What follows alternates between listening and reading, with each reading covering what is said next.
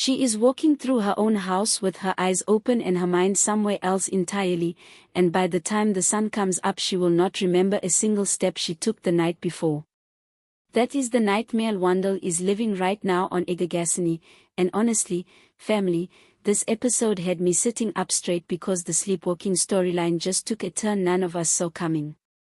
If you have been following this show for even a few weeks, you already know that guilt does not stay buried forever, and tonight it clawed its way right back to the surface. Welcome back to the channel.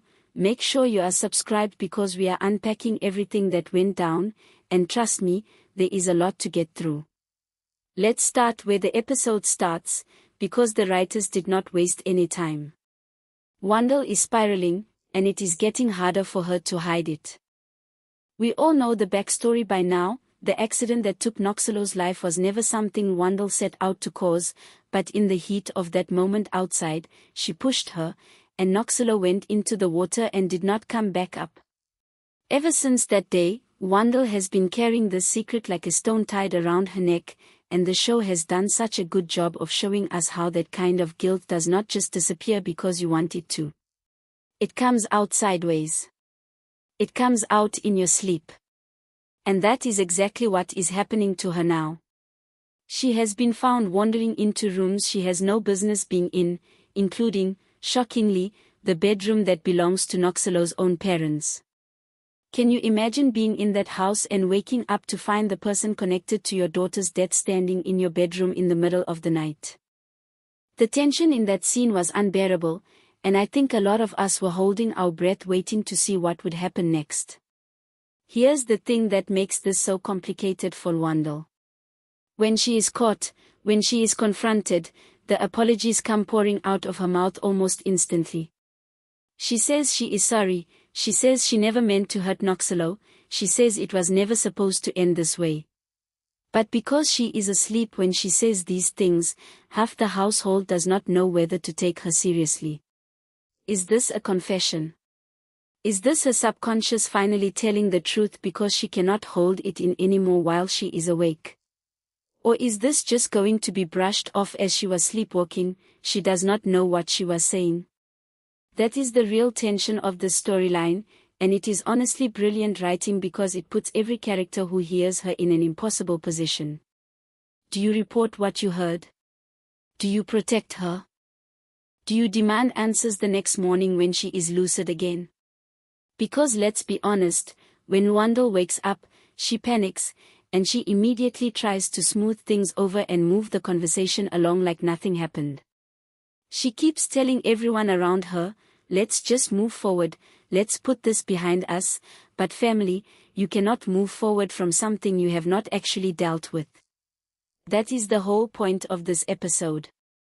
She wants closure without confession, and life does not usually work that way. What makes this storyline hit even harder is the way Lwandle's lifestyle has not slowed down one bit despite everything hanging over her. She has gotten comfortable. She has gotten used to what I can only describe as the soft life, the parties, the status, the image she has built for herself, and it is clear she has zero intention of giving any of that up, even while she is falling apart internally. She does not seem bothered by how her actions might be seen by people around her, and that carefree attitude toward her own reputation is honestly what is going to bite her later. You can already feel it coming. When you are the kind of person who refuses to slow down and actually face what you have done, the truth has a way of catching up to you eventually, usually in the worst possible moment, in front of the worst possible audience. Lwandle and her friends have also been getting a reputation around the neighborhood for how wild their parties have gotten, and there is a sense building that this behavior is starting to draw attention from people who are watching a lot more closely than she realizes. If I were her, I would be worried, but that is the tragic thing about characters like this, they never see the storm coming until they are standing right in the middle of it. Now let's shift over to the Gamid household, because there is a whole different kind of chaos brewing there. Gamid's storyline this episode centers around a personal crisis that, and I want to be clear about this, is one that he brought on himself through his own choices. Instead of owning up to it though, he is using the situation to manipulate the people closest to him, pulling his friends into his mess and using their loyalty to try and cover his own tracks. It is a classic soap opera move, but it is done so well here. You watch him lean on people who genuinely care about him, and you can see them slowly starting to realize they are being used as pawns rather than treated as friends. That kind of betrayal always stings more than an outsider hurting you, because it is coming from someone you trusted. And then there is Bobby, and listen, I need everyone in the comments to weigh in on this because Bobby's decision this episode had me shaking my head.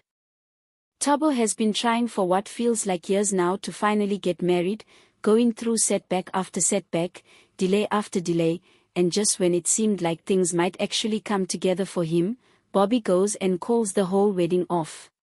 After everything Thabo has put into this relationship, after everyone around him rallying to support the wedding actually happening this time, Bobby pulls the plug, and it comes across as one of the most selfish decisions we have seen from her character in a long time.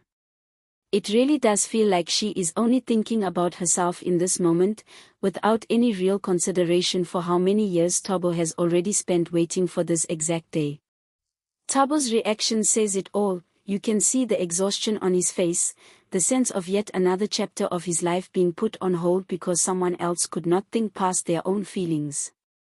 Family members around them, including his mother figures in his life, are clearly frustrated watching him go through this cycle again, and honestly, so are we as an audience. There is also drama brewing with Egagasini, who has been doing everything within his power to try and drag Bobby down, whether that is through manipulation, gossip, or just outright interference in her business. And in a twist that I think caught a lot of viewers off guard, Bobby actually turns around and thanks him for it. Yes, you read that right. After everything Egagasini has thrown at her, Bobby responds with gratitude instead of anger, which tells you this woman is either playing a much longer game than we realized, or she genuinely believes that whatever he did somehow worked out in her favor.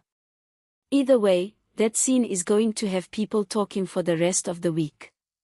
Meanwhile, there is a whole other layer of tension building around money and relationships in this episode. There has been a growing sense that a certain amount of financial strain is being caused by choices being made around one of the mothers in this storyline, and it is creating visible friction in that household. Add to that the ongoing complicated dynamic involving Jumi, who finds herself caught in the middle of feelings for someone while also being pulled towards someone else entirely, and you have got a genuine love triangle simmering under the surface. What is interesting is how the show keeps hinting that Numi's heart already knows where it wants to be, even if her circumstances keep pulling her in a different direction. We are clearly being set up for a confrontation between the two men in her life, and when that finally happens, it is going to be must-watch television. Now let's talk about Mafaloba, because this storyline broke my heart a little bit this episode. She is desperate, family, truly desperate, and she has been forced into an incredibly difficult position just to try and cover her husband's hospital bills. Watching her go through the motions of trying to find any way possible to raise that money, you really feel for her, because this is not a woman who wanted to be in this situation. The circumstances pushed her here. She ends up making a sacrifice that clearly weighs on her, something she is not proud of and something she is desperate to keep hidden from her husband, Huma, because she knows exactly how he would react if he found out the lengths she went to in order to pay for his care. There is a quiet tragedy in watching someone love another person so much that they are willing to compromise their own dignity just to keep them alive and cared for, and the show does not shy away from letting us sit in that discomfort with her. Of course, secrets like this rarely stay buried for long on this show, and it looks like we are heading toward a moment where Huma is going to find out the truth about what Mafaloba did for him.